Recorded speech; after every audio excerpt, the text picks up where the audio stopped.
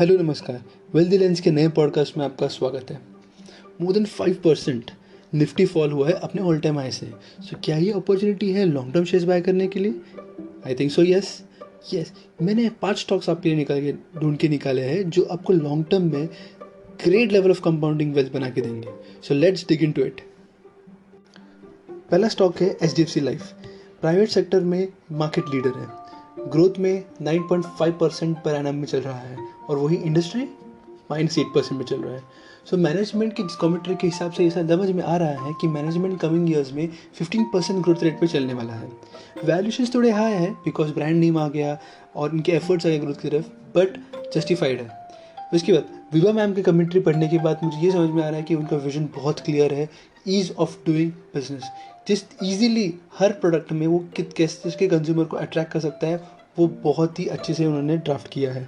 उनके digital presence बहुत अच्छी तरह से है। डाइवर्सिफाइड प्रोडक्ट्स है, जहाँ पे उनको अपॉर्चुनिटी लग रही है वहाँ पे उनने 100% एक डिक मारा ही है। उनका ग्रोथ है 3 times more than other private sectors और उनका premium income earn is 55% higher than the last quarter. So ये मुझे बहुत अट्रैक्ट करता है। नेक्स्ट स्टॉक मेरा फेवरेट है ICICI bank. Net interest income margin जो उनका 4% बढ़ रहा है एवरी क्वार्टर, और फॉरेन इंस्टीट्यूशनल इन्वेस्टर्स में सबसे ज़्यादा होल्डिंग किसी बैंक में होगी तो वो है ICICI बैंक में 47.45% गाइस। फिर उनके बाद इनका जिस तरीके से शिफ्ट हो रहा है कॉर्पोरेट लेंडिंग से रिटेल लेंडिंग में, ये सबसे अच्छी चीज़ होती है कोई बैंक के लिए। कॉर्पोरेट लेंडिंग के बहुत सारी डिसएडवांटेजेस होते हैं कि अगर किसी कॉर्पोरेट लेंडिंग का फ्रॉड या फिर अनपेमेंट नॉन पेमेंट ऑफ हो गया तो वो पूरे बैंक के पोर्टफोलियो को अफेक्ट करता है। वही रिटेल, जितना रिटेल बैंक होगा उतना ही ज़्यादा अच्छा होता है। तो ICICI bank my favourite, my personal recommendation. Third stock आपका फेवरेट टाटा मोटर्स। अगर आप इलेक्ट्रिक व्हीकल सेगमेंट में बुलिश हो तो आपको टाटा मोटर्स का शेयर तो 100% बाय करना चाहिए। जिस तरीके से क्वार्टरली प्रॉफिट्स बढ़ रहे हैं, लास्ट क्वार्टर से थर्ड क्वार्टर का 67% से बढ़ा था। फिर उनके JLR बिजनेस में कमिटमेंट दिया है कि 2025 तक उन्होंने अपने सारे जैगुआर कार्स को इलेक्ट्रिक करने वाले हैं। Export sales are growing every quarter to quarter और इनका कमर्शियल व्हीकल्स अलग ही लेवल पे कंट्रीब्यूट कर रहा है टुवर्ड्स इट्स रेवेन्यू। और अभी उनका प्लान चालू है कि कमर्शियल व्हीकल का अलग से वो यूनिट बना के उसको अच्छे से मैनेज करेंगे। ये चीज़ें जो मैनेजमेंट का डिसीजन ले रही है, जिस तरीके से Tata motor is going to be the next big thing. Fourth stock है ACC सीमेंट। ये सेक्टर बहुत कैपिटल इंटेंसिव सेक्टर है, बहुत heavy amount of capital involve होता है इसको बिल्ड करने के लिए। ये होने के बावजूद कंपनी इज़ डेब्ट फ्री और कंपनी का return on capital employed, equity और डेब्ट मिला के 19.3% है, जो अपने सेक्टर में सबसे हाईएस्ट है। और इसकी वजह से उनका फाइनेंस कॉस्ट जो है, इंटरेस्ट कॉन्ट्रीब्यूशन फाइनेंस कॉस्ट, वो बिल्कुल भी नहीं है। इसकी वजह से इनका प्रॉफिट क्वार्टर टू क्वार्टर बढ़ते ही जा रहा है। इसकी वजह से मैंने ACC चुना है। इसमें 2 अच्छे प्लेयर्स भी है, जैसे अल्ट्राटेक हो गया, श्री सीमेंट हो गया, but still I will prefer with ACC cement. Last stock है ITC। इस स्टॉक के ऊपर मैं तो अलग से पॉडकास्ट बना सकता हूँ, बट अपने पास इतना तो मैं अभी नहीं बता सकता।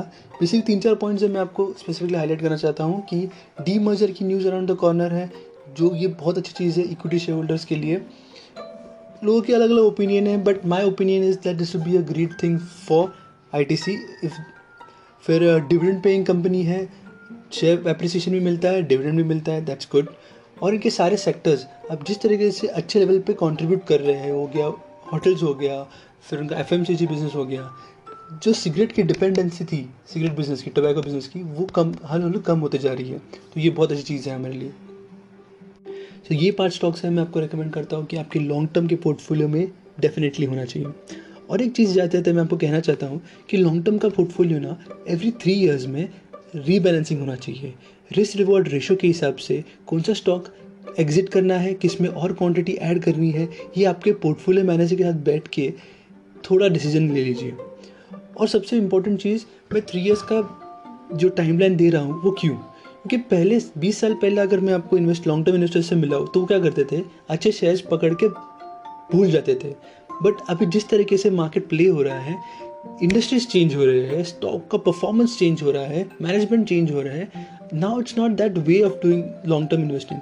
आपको अगर सच्ची लॉन्ग टर्म में वेल्थ क्रिएट होना होगा, आपको आपके स्टॉक से साल भर में या 2 साल में मिलना ही होगा, उनका परफॉर्मेंस देखना ही होगा. आपको पता होना चाहिए कि कंपनी कैसे परफॉर्म कर रही है. अगर आपको खुद नहीं कर पा रहे हो तो किसी पोर्टफोलियो मैनेजर को हायर कीजिए. But long term wealth stock market से बहुत बढ़िया बनता है. Any time better than mutual funds, real estate end of course FDs. So thank you so much for your time. मेरे इंस्टाग्राम वेल्थलेंस पे हैंडल पे फॉलो कीजिए. आपको कोई स्पेसिफिक क्वेरीज होगी तो मुझे DM कीजिए. Thank you so much for your time.